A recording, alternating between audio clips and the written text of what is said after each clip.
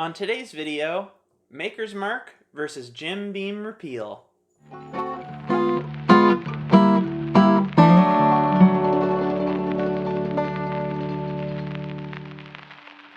Hello all and welcome back to Lily Bees.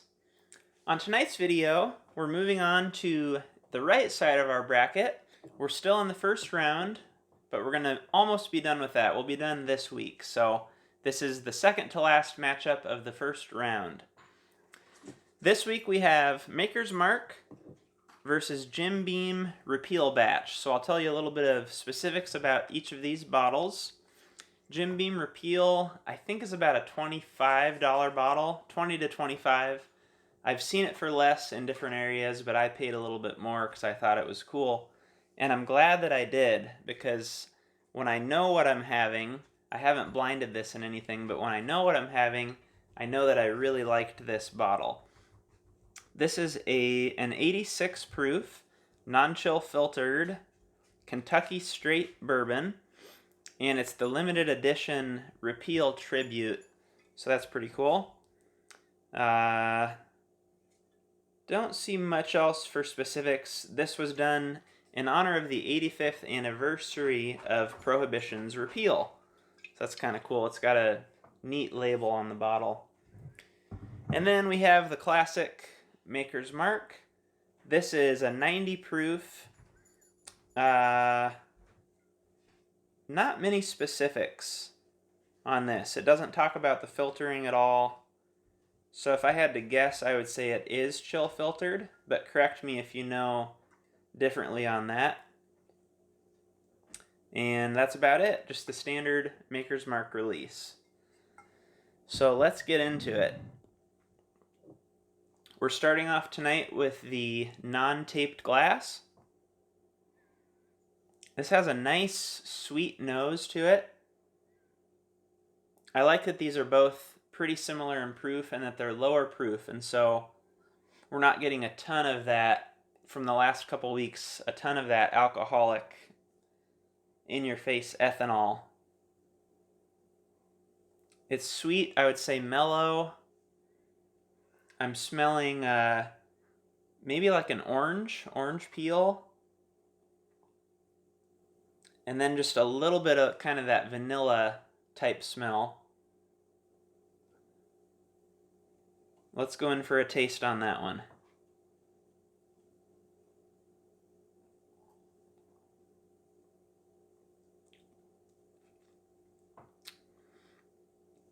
Okay, surprisingly, a little bit darker of a taste than I was expecting based on the smell. And right away it hit me with caramel, was the first thing that came to mind. And it was just a very easy sip. No bite, well-rounded, dare I say smooth. But easy drinking, I would say, on the first sip of that one. We'll come back to that again. So now on to the taped glass.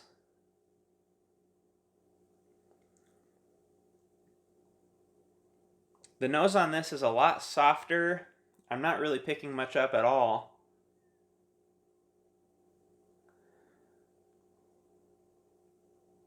Maybe just a touch of kind of like a char. I use the term smoky, not in like a bonfire Scotch type peated smoky sense, but just a little bit of a dark char type smell to this one. Let's give it a taste.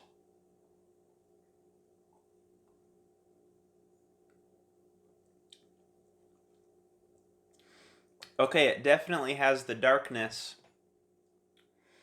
that I'm smelling, and that gives me an immediate guess, but if you've watched the last few episodes, I've been very wrong.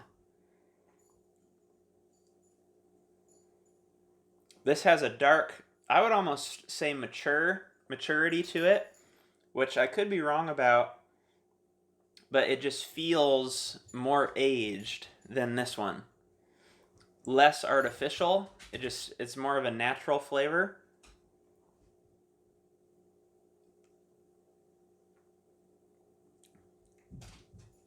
Yeah, I would say mostly what I'm getting here is just that dark oak char, maybe a little bit of nuttiness.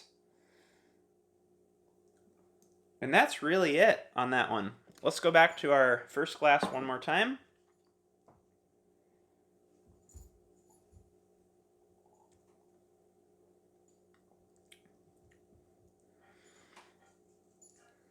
This one just feels a little bit more artificial to me, as if they started off with kind of a low-end spirit, and then they threw in some caramel and vanilla to give it the flavors that you're looking for, but it tastes really young.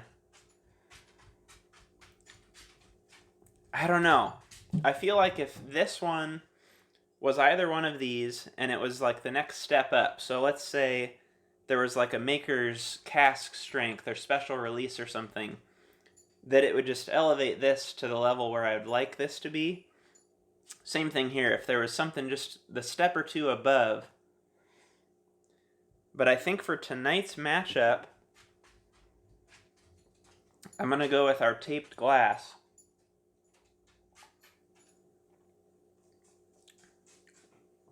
It's just a little bit more interesting to me. This one is exactly what you'd expect. It's got the classic flavors, but it's very light and artificial. And this one is just a little bit more natural and balanced. I wish there was a little bit more complexity to it, but with both of these being kind of a lower priced bottle, I don't expect anything crazy. So the winner of our first matchup is going to be the taped glass. Let's move on to matchup number 2.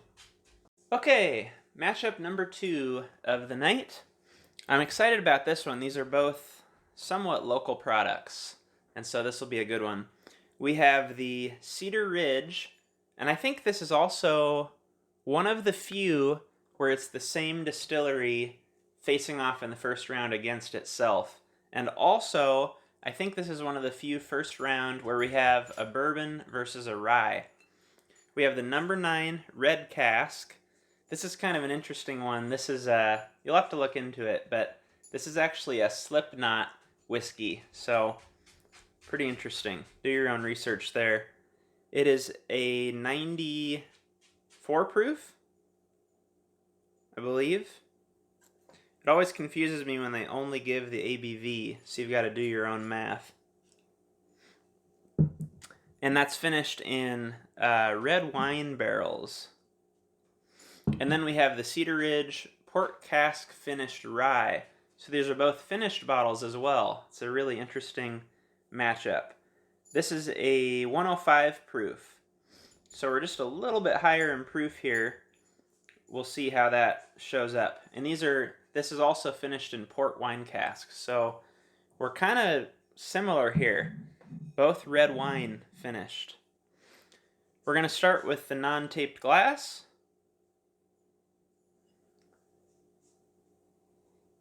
Excellent aroma. Really sweet.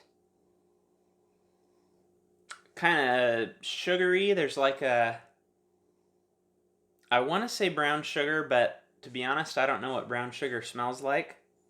But it's like a dark sugar or maple syrup. Something molassesy and dark and rich like that. Very inviting.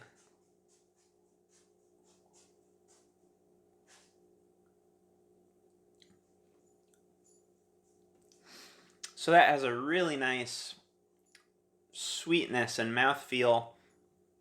I personally love rye, and I also love finished bottles, specifically sherry or red wine finished, something like that. So that's why I was so excited about this matchup. Really like that one. We're going to come back to that. Let's move on to the taped glass. This has even a darker, richer nose. Similar in aroma.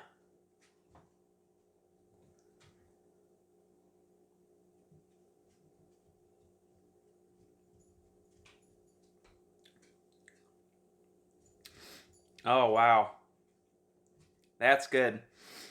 I would almost venture a guess by saying that this one is very similar to this, but elevated.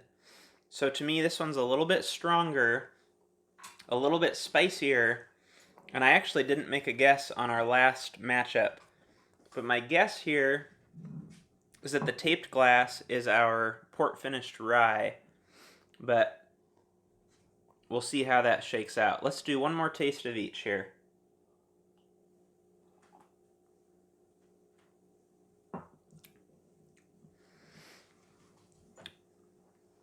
All right, and back to the non-taped glass.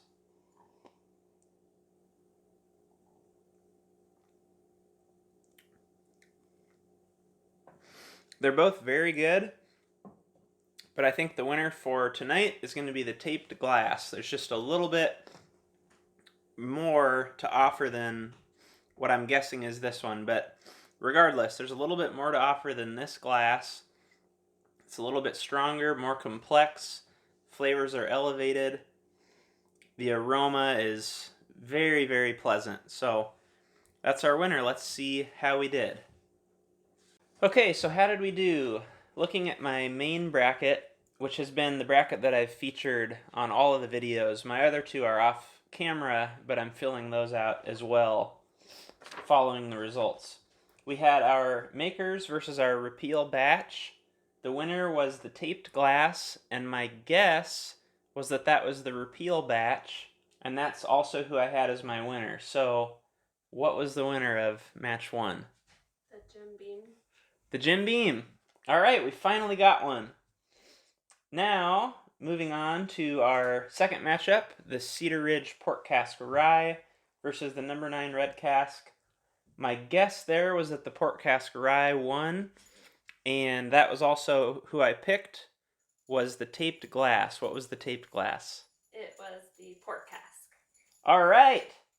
So we got both correct tonight. The Port Cask Rye is moving on, and the Jim Beam repeal batch. So stay tuned. I'm hoping to have the final round one matchup coming out likely Friday, Saturday, something like that in the next couple days. That way we can move on to round two and try to get everything knocked out before the end of the month. So I think I heard there's some sort of other March Madness thing happening this weekend. So we'll see how that goes. Thanks a lot for watching, and we'll see you on the next video.